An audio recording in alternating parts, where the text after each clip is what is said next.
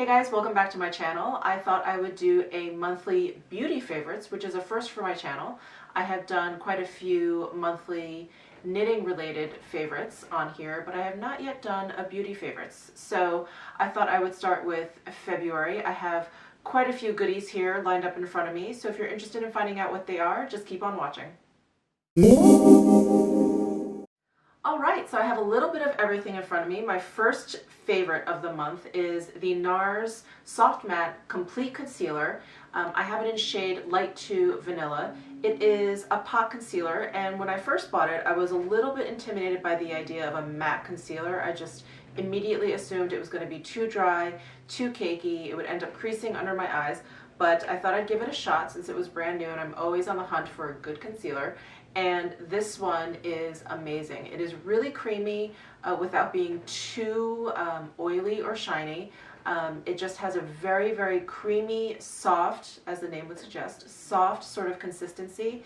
It does not crease under my eyes, and the shade Vanilla Light 2 for me is great under the eyes. It also surprisingly has a very full coverage for this consistency. It's something that I would not have assumed for something so smooth and creamy to have such a full coverage, but it does, and it really eradicates any sort of dark circles that I ever have under or on my eyelids, any sort of discoloration that I have. So I'm really enjoying this Nars concealer. I highly recommend it. So the next item on my list is a bit of a cheap product because I have not been using it for the entire month of February, but I absolutely love it. I've been reaching for it ever since I got it, and it is the brand new Victoria Beckham Estee Lauder collaboration bronzer in Saffron Sun.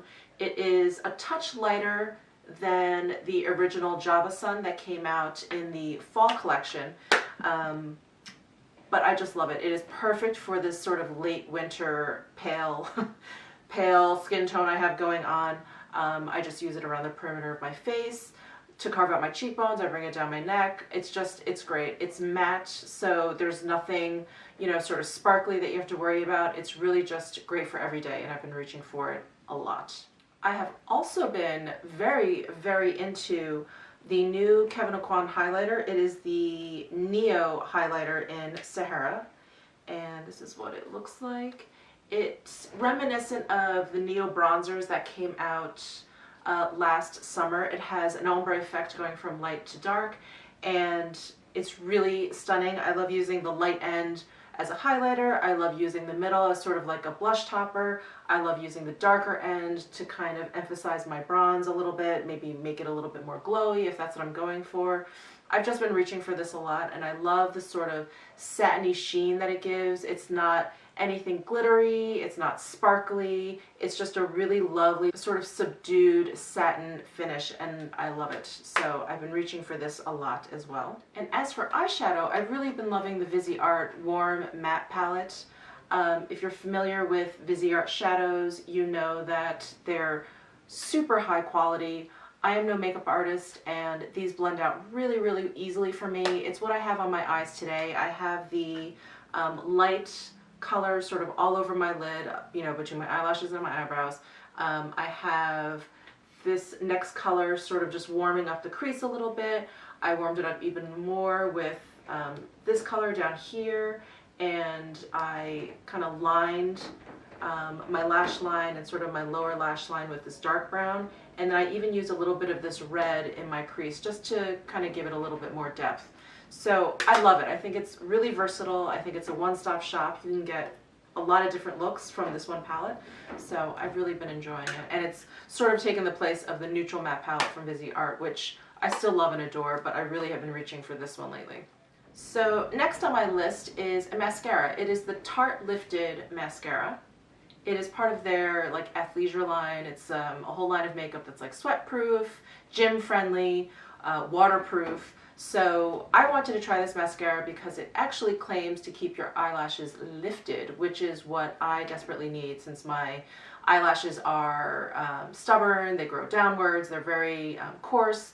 So I was skeptical because there's not many things that can keep my eyelashes sort of curled up. And while these don't keep them completely curled up, they definitely keep them lifted, more lifted than they normally would be without this mascara. So I've really been enjoying it. And I also like that it's a dark brown color. It's not like pitch black. So it's sort of a softer look, which I'm liking as well.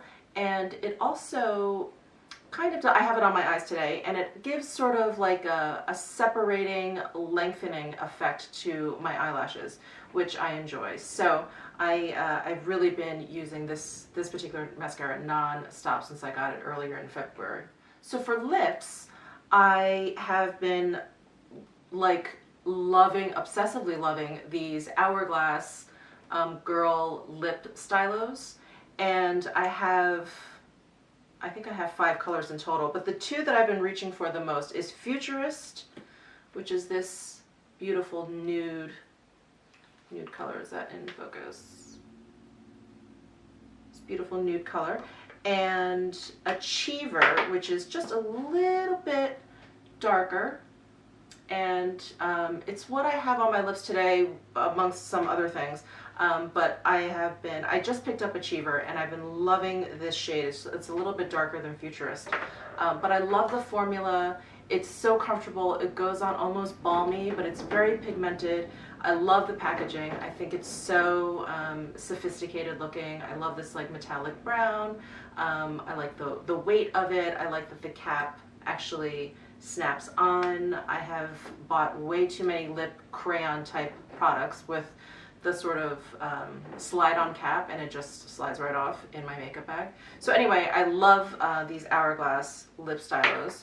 So when Victoria Beckham re-released her collaboration with Estee Lauder, there were only a few products that were re-released, a few select products that were re-released, and the lip gloss was one of them.